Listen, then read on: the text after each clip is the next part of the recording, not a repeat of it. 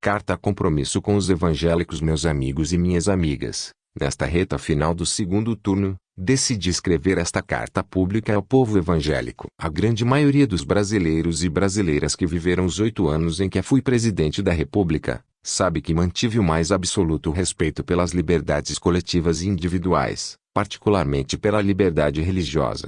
Como todos devem se lembrar, no período de meu governo, tivemos a honra de assinar leis e decretos que reforçaram a plena liberdade religiosa. Destaco a reforma do Código Civil assegurando a liberdade religiosa no Brasil, o decreto que criou o dia dedicado à Marcha para Jesus e ainda o Dia Nacional dos Evangélicos.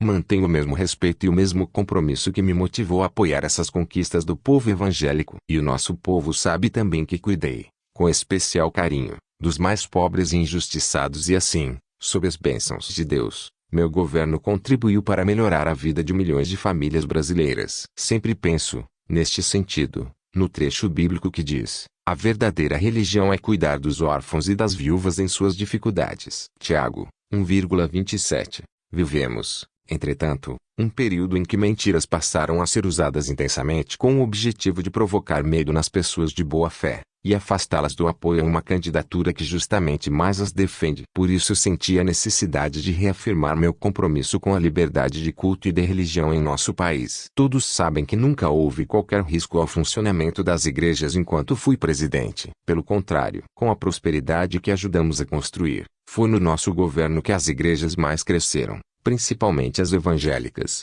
sem qualquer impedimento e até tiveram condições de enviar missionários para outros países. Não há por que acreditar que agora seria diferente. Posso lhes assegurar, portanto, que meu governo não adotará quaisquer atitudes que firam a liberdade de culto e de pregação ou criem obstáculos ao livre funcionamento dos templos. Envio-lhes esta mensagem, portanto, em respeito à verdade e ao apreço que tenho a esse povo crente no verdadeiro Deus da misericórdia e a seus dedicados pastores e pastoras. Se Deus e o povo brasileiro permitirem que eu seja eleito, além de manter esses direitos, vou estimular sempre mais a parceria com as igrejas no cuidado com a vida das pessoas e das famílias brasileiras.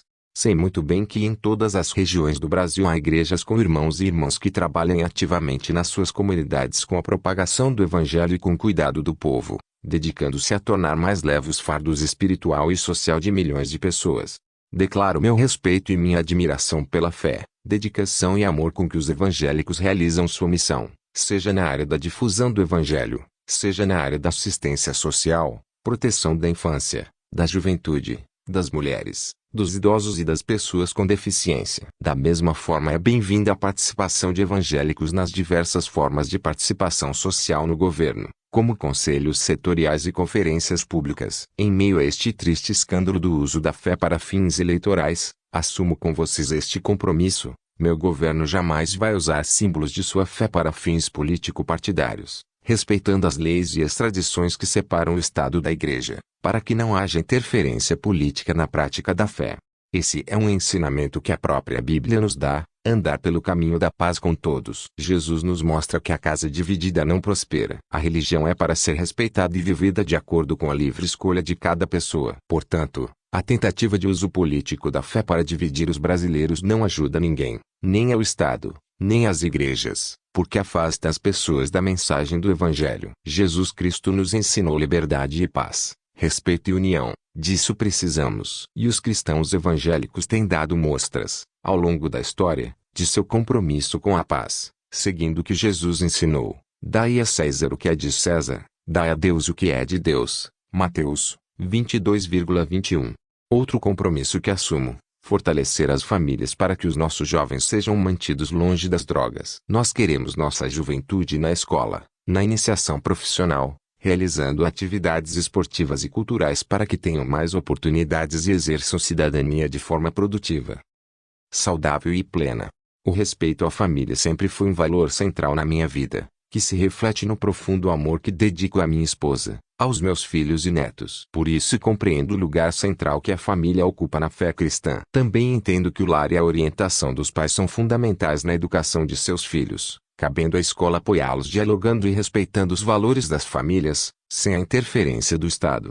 A preocupação com as famílias brasileiras deve ser integral. O povo brasileiro está numa condição de desespero, E precisaremos muito da ajuda das igrejas para, o quanto antes, reverter esta situação. De nada adianta se dizer defensor da família e ao mesmo tempo destruí-las pela miséria, pelo desemprego, pelo corte das políticas sociais e de moradia popular. Queremos dar às famílias prosperidade e segurança. O lar é a garantia de proteção. É inaceitável que milhões de brasileiros e brasileiras não tenham um teto. Por isso, vamos retomar o vitorioso programa Minha Casa Minha Vida, com toda a intensidade, para que todas as famílias brasileiras tenham uma casa onde possam viver com segurança e dignidade. Nosso governo implementará políticas públicas consistentes para que nenhuma família brasileira enfrente o flagelo da fome. Sobretudo, não pouparei esforços para que possam adquirir os necessários e suficientes meios para viver dignamente por seu trabalho, sem ter que depender da ajuda do Estado. Nosso projeto de governo tem compromisso com a vida plena em todas as suas fases. Para mim a vida é sagrada, obra das mãos do Criador, e meu compromisso sempre foi e será com sua proteção. Sou pessoalmente contra o aborto e lembro a todos e todas que este não é um tema a ser decidido pelo Presidente da República e sim pelo Congresso Nacional. Meus queridos e minhas queridas, peço que recebam essas palavras como uma demonstração de meu desejo sincero de servir, de ajudar e trabalhar pelo bem de nosso país. E estejam certos de minha estima e meu compromisso com todo o povo cristão de nosso país. Reitero meu compromisso, que é o mesmo de vocês: paz, união e fraternidade entre todos os brasileiros e brasileiras. Com as bênçãos de Deus, haveremos de honrar nossa dupla condição, de cidadãos e cristãos, pois não há contradição entre elas quando o propósito é servir, buscando a paz e o entendimento. E digo tudo isso com muito amor pelo nosso querido Brasil e pelo povo brasileiro. Nisto conhecerão todos que sois meus discípulos, se tiverdes amor uns pelos outros. João 13,35. Juntos pelo Brasil. Luiz Inácio Lula da Silva, São Paulo, 19 de outubro de 2022.